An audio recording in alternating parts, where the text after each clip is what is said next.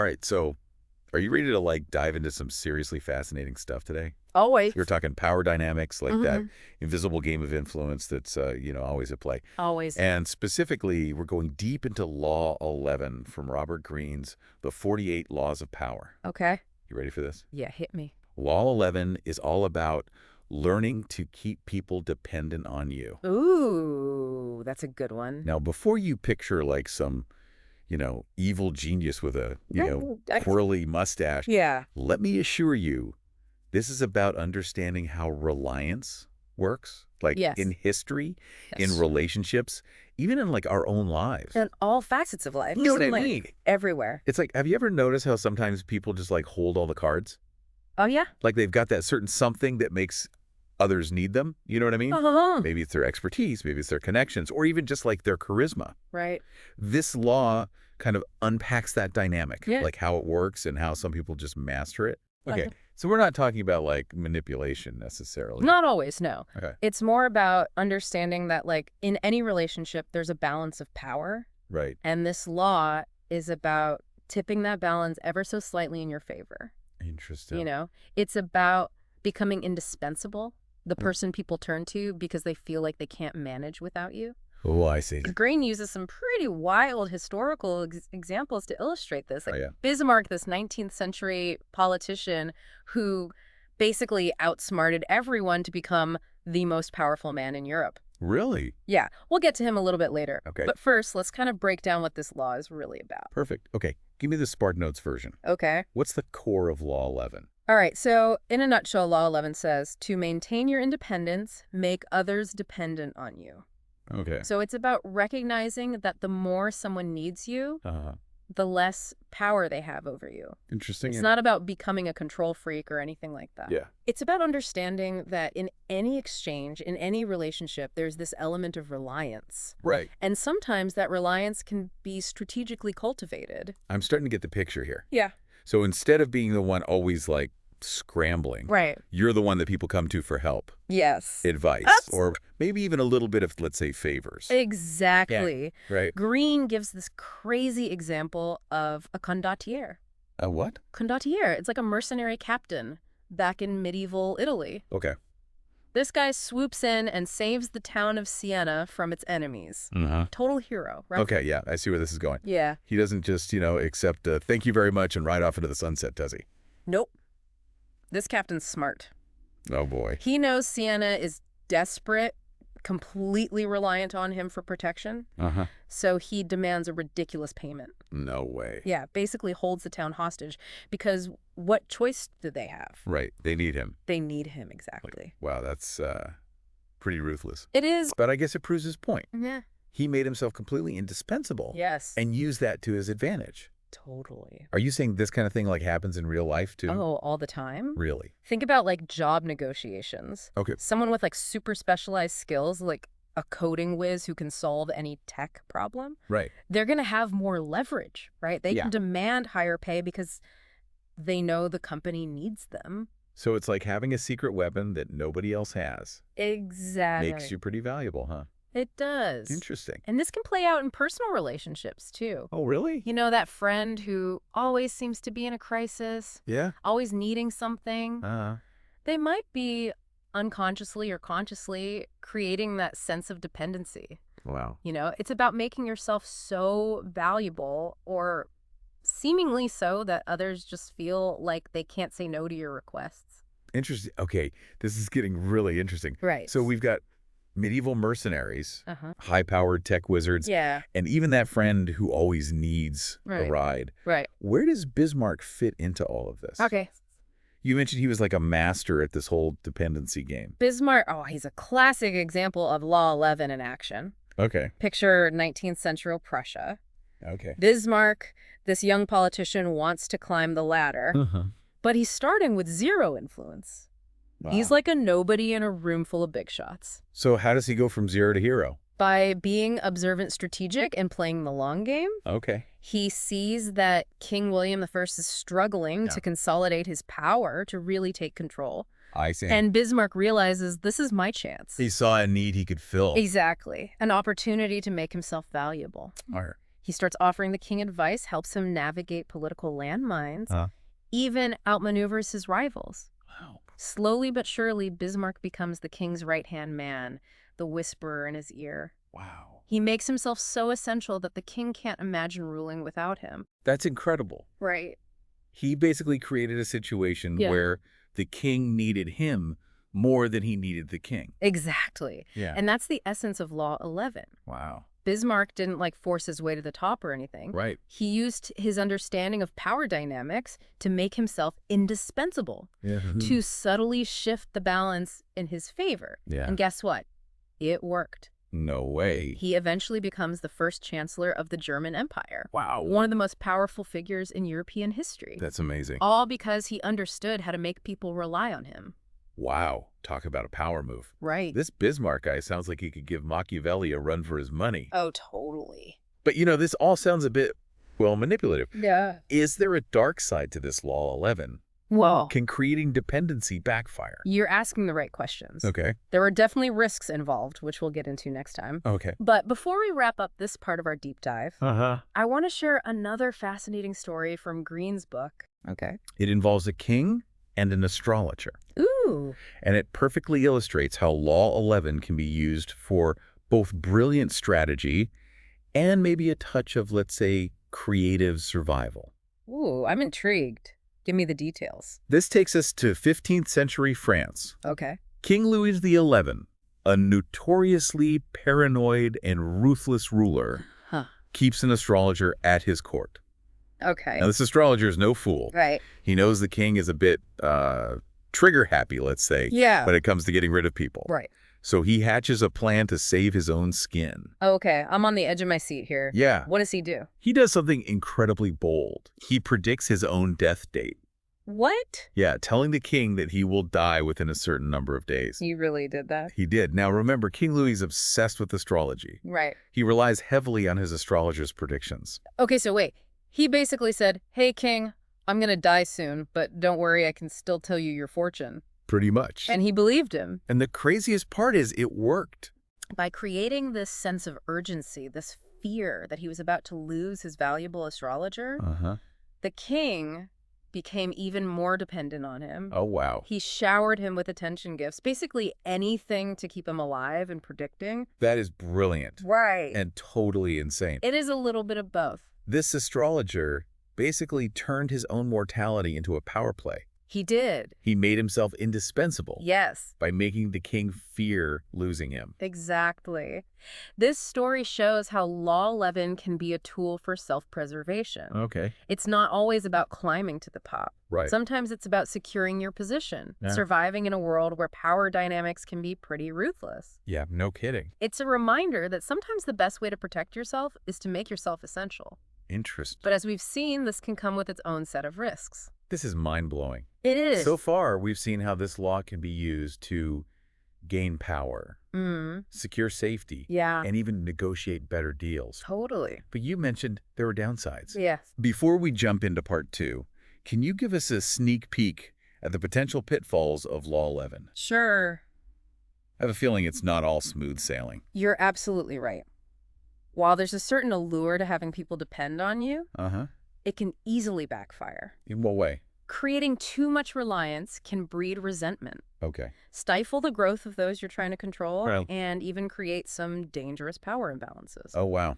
Okay. We'll unpack all of that and more in part 2. We will. Okay, listeners, we're just getting started. Yes. Stay tuned for part 2, where we'll explore the dark side of dependency Yes. and learn how to use this law wisely, ethically, Uh-huh. and without turning into a power-hungry control freak. Exactly. We'll be back soon to finish our deep dive into Law 11. Looking forward to it. Welcome back, you guys. Yes. We're continuing our deep dive into Law 11. Uh-huh. Learn to keep people dependent on you from Robert Greene's Playbook of Power, Yes. the 48 Laws of Power. One of the best. In the last part, we talked about how making yourself indispensable can be like a path to power. Yes. But like with all things, there's a flip side, right? Exactly. It's like that saying too much of a good thing can be bad. Okay. Dependency, when taken to the extreme, Uh-huh. can turn toxic, Really? leading to resentment, burnout, even power struggles. Folks, it's like that friend who's always borrowing money, Oh, yeah.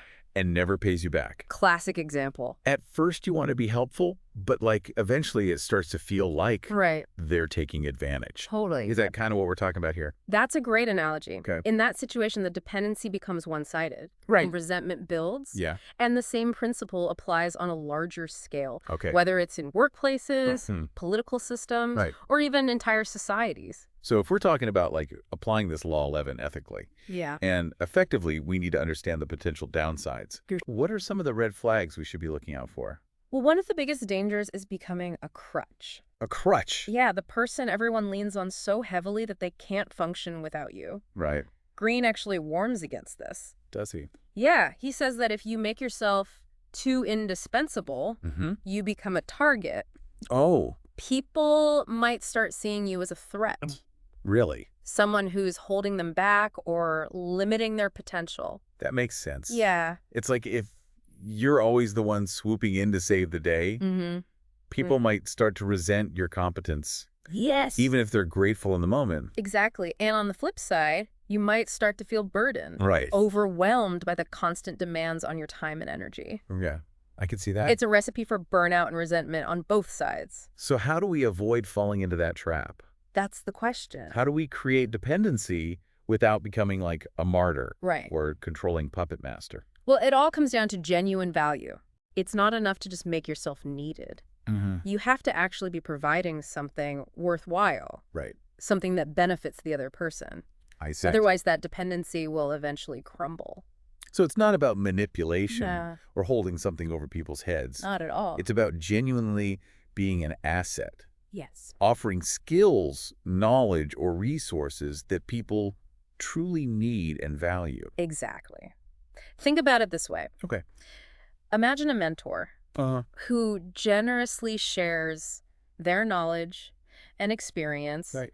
guiding someone along their career path. Okay. They're creating a kind of dependency, Yeah, but it's one that's based on mutual respect and growth. I see. The mentee benefits from the mentor's wisdom, Mhm. and the mentor gets the satisfaction of seeing someone thrive under their guidance. That's a perfect example. Right. It's a win-win situation. Yes. A healthy exchange of knowledge and support. Exactly. And that's the key to using Law 11 Okay. effectively and ethically. Okay. It's about finding that sweet spot where you're providing genuine value, Right.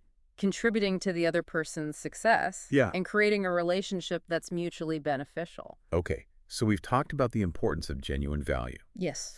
What are some other strategies for navigating this law Okay. without creating unhealthy dependencies? Well, transparency is crucial. Okay. People need to understand why they're relying on you, Uh-huh. what you're offering, Right. and what the terms of the exchange are. So no, like, hidden agendas. Right. Remember that astrologer who predicted his own death? Oh, yeah. Talk about keeping your cards close to your chest. Exactly. While there might be times when a little bit of mystery is strategically useful, Right. ultimately, healthy relationships are built on trust and open communication. Okay. People need to feel like they're making an informed choice when they choose to rely on you. So it's about setting clear expectations from the beginning. Yes. No hidden agendas or Right. power plays. Exactly. And that brings us to another important point, boundaries. Boundaries? It's okay to say no sometimes. Really? You don't have to be everyone's savior or go-to person for everything. That's so important. Especially for those of us who tend to be people pleasers. Yes. We need to learn to set limits Uh-huh. and protect our own time and energy. Absolutely. Mm. It's about finding that balance between being helpful Uh-huh. and overextending yourself. I see. Remember, true power comes from a place of self-sufficiency. Okay. The more you can stand on your own 2 feet, Right. less susceptible you are to manipulation or unhealthy dependencies. This is making so much sense. Good. It's not about becoming a cold-hearted manipulator. No. It's about using your strengths and skills in a way that benefits both you Yes. and the people you interact with. Precisely. Yeah. And that requires a certain level of self-awareness, Okay. a willingness to assess your own strengths and weaknesses, Uh-huh. and the courage to set boundaries when necessary. Okay. I think we've covered the potential pitfalls Yes. and the importance of ethical application.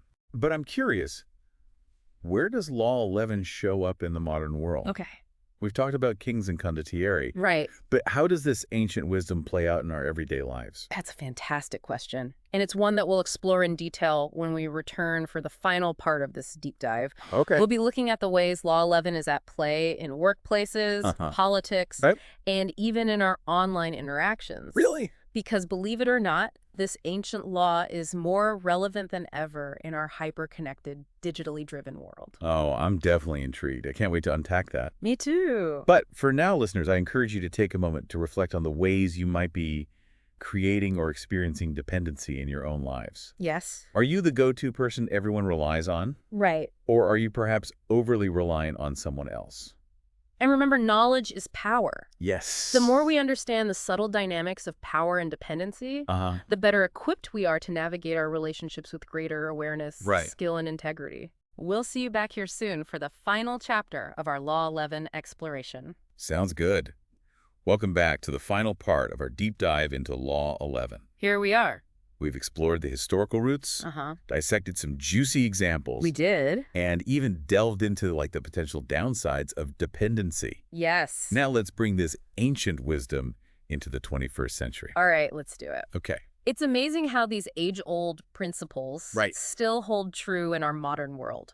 Yeah. The players might have changed. The game might be a bit more complex. Right. But the underlying dynamics of power and dependency are still very much at play. Okay, I'm ready to see how this all connects to our everyday lives. Right. Where are we seeing Law 11 in action in the modern world? Well, let's start with the workplace. Okay. Think about that person in the office who seems to hold all the knowledge. Okay. They've been there forever. They understand all the systems. Right. And everyone goes to them for help. Oh, yeah, I know exactly the type. Yeah.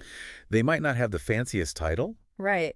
but they wield a ton of influence because everyone relies on their expertise. Exactly. They've mastered Law 11 without even realizing it. Right. They've made themselves indispensable by cultivating this deep well of knowledge that nobody else possesses. And it's not just about technical skills, right? No, not at all. It could also be about social intelligence. Like that person who knows how to navigate office politics. Oh, yeah? Or who has a knack for building relationships with key decision makers. Absolutely. It's about understanding those unspoken rules of the game, the needs and desires of those around you, and positioning yourself as the person who can fulfill them. So it's about reading the room, figuring out what people need, and subtly making yourself the solution to their problems. Precisely. And this principle extends far beyond the office walls. Where else? Think about politics. Okay. How do politicians rise to power? Yeah. Often it's by creating that sense of dependency among their constituents. Right. They promise to solve problems, provide resources, and protect people from perceived threats. Right. And if they could deliver on those promises, they build loyalty and solidify their position. It's a classic example of Law 11 in action. Wow. And speaking of modern-day influence, we can't forget about the world of social media. Oh, yeah, that's a good one. This is a landscape where Law 11 is thriving in all sorts of fascinating ways. Oh, tell me about it. Social media is practically built on the idea of dependency. Yeah. Think about influencers, for example. Okay. They build massive followings Right. by creating content that people find valuable or Yeah. entertaining, making themselves the go-to source for information or inspiration. Exactly. And the more followers they have, Right. the more brands want to partner with them, which further increases their reach and influence. It's a perfect example Yeah. of how dependency can be leveraged in the digital age. Totally. And it's not just influencers. Okay. The social media platforms themselves are designed to keep us hooked, to make us reliant on their services for connection, information, and entertainment. It's like we're all caught in this web of digital dependency. We are. Constantly scrolling, liking, and sharing. We've become reliant on these platforms for everything. Yeah. From news to social validation. And that's the subtle genius of Law 11. Really? It's not always about overt control or manipulation. It's about understanding human needs and desires and then positioning yourself in a way that fulfills those needs. This has been such an eye-opening conversation. It has. We've covered so much ground. We have. From medieval mercenaries to modern-day influencers. Yeah.